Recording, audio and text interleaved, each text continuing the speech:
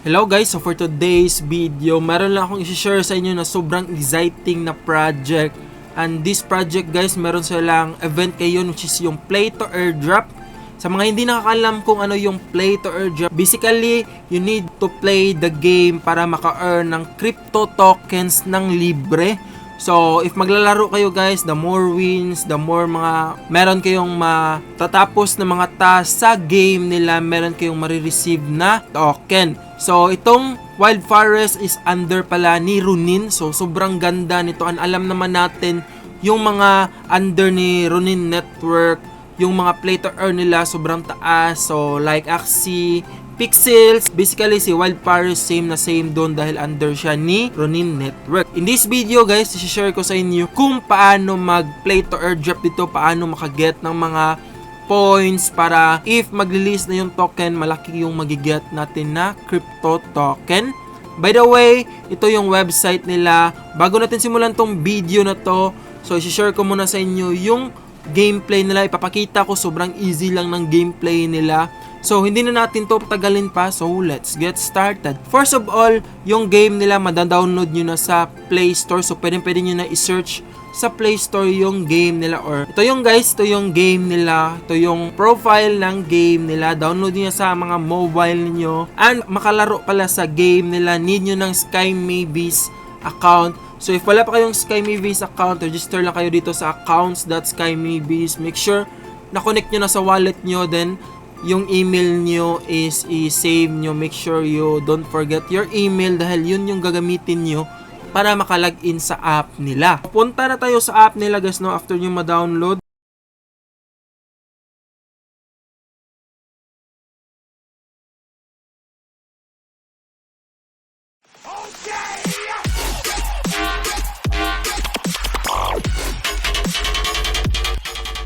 Ito yung app nila, first ko na battle. Para makaproceed kayo sa mga events nila, games nila, you need to play muna ng mga free trial something dyan. Meron din silang news dito. Then, itong check-in. So, need nyo to guys para yung points nyo na magiget dun sa website nila, which is papakita ko later. Meron kayong points na magiget if mag-check-in kayo sa game nila.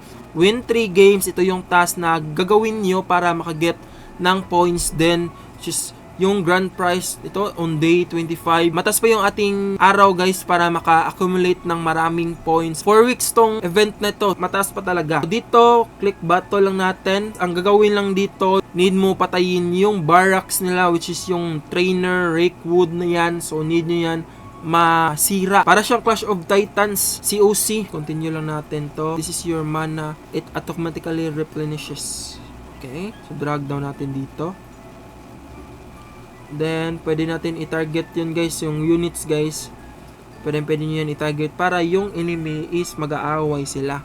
Para din siyang Mobile Legends, need mo i-control yung unit mo. Actually, pwede mo yung i-ganyan-ganyan guys, oh. So, para siyang Mobile Legends. So, pwede nyo din patayin yung barracks or something, bahay na yan. Then, yung bahay na yan, meron pa rin siyang archer pala yan. So, need natin to ilagay dito. So, follow nyo lang yung rules ng paglaro ng game para meron kayong ideya kung paano siya laruin. The barracks needs to recharge. You can track the progress both on the card panel and above the barracks. Okay? So, need natin gumawa din ng mga barracks para mag-replenish yung ating mga mana na yan or something. Meron din yung mga purpose kasi guys. So, pwede natin yan i-attack sila. Try natin. Ito nasa likod. Then, ito nasa taas. Use pala ng mga barracks para makasummon siya. So, pwede natin yan i-attack yung tatlo na yan. So, attack na natin sila guys. Yan, para mapatay yung barracks nila. Then, after nyo mapatay pala, pwede nyo ilagay, mag-get mo yung place na yan. So, as you can see, nag-get na natin, nag-blue na yung place. So, pwede na natin tayo. Your opponent can also capture your territory. So, lagyan na natin yan ng tower. Repel enemy attacks. So, pa-attack natin lahat to.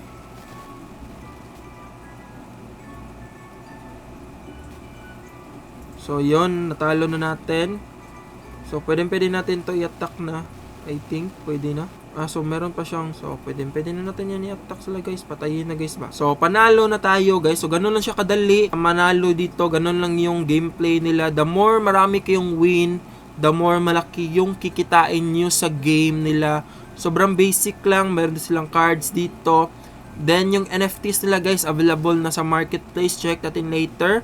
Look at the unit, select at any unit detailed information about unit screen. So, ito yung mga stats niya. Play lang ng play kayo hanggang manalo kayo. So, ipapakita ko na sa inyo yung win. So, the more marami kayong win, the more malaki yung kikitain nyo. Check natin sa website nila. So, balik tayo dito sa website nila. If pupunta kayo dito sa Play to Airdrop Quest, makikita natin dito meron tayong mga battle days. Basically, need mo lang mag-check-in sa app nila. Then, madadirect na yan dito na magre-reflect yung quest nyo. So, ito yung first quest. Check-in nyo lang, magiget nyo na in 25 days, magiget nyo na yung 3,000. So, dapat tuloy-tuloy yan. Every 5 days, 10 days, meron kayo mag-get na 1,000. 15 days, 2,000. 25 days, 3,000.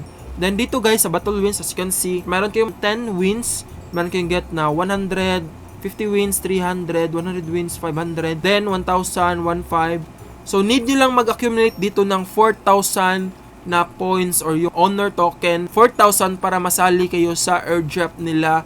Then, meron din yung extra 1,000 para masali din kayo sa airdrop. So, make sure lang makakumulate kayo ng 4,000 na honor token. Then, meron din dito silang battle pass, progress, unit level up, unit rank up.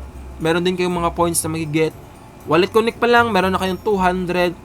Sa season 1, season 2, until season 5, meron kayong magiget na mga points. So, marami pa yan dito sa baba, guys. So, hindi kayo mauubusan ng mga quest dito. Need mo lang mag-grind ng grind dito. If gusto nyo yung more details about sa Play to Airdrop nila, nandito naman sa info page. Free distribution of WF tokens sa mga qualified players. So, yun, need nyo ng 4,000 token. So, what is Wildfire's Play to Airdrop? So, it's an event where players compete for their tokens. Then, need nyo lang complete nyo mga tasks para makaget kayo ng honor points. How do I join? To join, you need to install Wildfire. So, yun yung ginawa natin kanina. You need to connect your Ronin wallet sa SkyMeBase account nyo para yung if ever man na mag-airdrop na si Wildfires, direct yan sa Ronin wallet address nyo. So, importante yan na need nyo yan i-connect. So, can I join Play to Airdrop even I haven't played before? So, pwede yan guys kasi ngayon, ginagawa talaga nila lahat para yung mga new players makasali rin dito. How will the rewards distributed? So, ito yung sinasabi ko sa inyo na need yun ng 4,000 honor para maka-join kayo sa airdrop raffle nila. So, sa mga qualified lang yan. Then, meron pa yung 1,000 extra spots. Basically, 5,000 yung need nila. Ang nakapangit lang dito sa 1,000 is after TGE na ma-release yung token nyo. So, correct me if I'm wrong guys ha. Please note, beta WF tokens are not related to either on-chain or off-chain WF and will be converted separately before the game release. So, 1:1 yung converted nila guys. How long will the season 1? So, ito yung sinasabi ko sa inyo na 4 weeks. So, make sure lang guys na meron kayong mag-check-in lang kayo straight na 25 days. Meron na kayong 3,000 points na magiget ng honor. So, are you planning on season 2? Yes. Then, what are the honor points? Where do I get them? So, you need to play the game and check in. So, ito yung pinakita ko na quest kanina. Do my beta units give me honor points? No, beta units and assets won't give you honor points. They will be converted separately closer to the game release. So, ganun lang yung Play to Airdrop nila ngayon. Sobrang ganda ng project na ito. Alam nyo naman, sa Ronin Network, yung mga project na yan sobrang solid. So, take advantage nyo to while early. Yun, so I hope you learned something in this video. And if this video nakatulong sa inyo, please consider like, share, comment kayo sa baba. If you have any question, suggestion, correction, comment kayo sa baba. And don't forget to click subscribe and notification bell para palagi kayong updated sa coming videos natin, guys. So, ayun, pa-peace.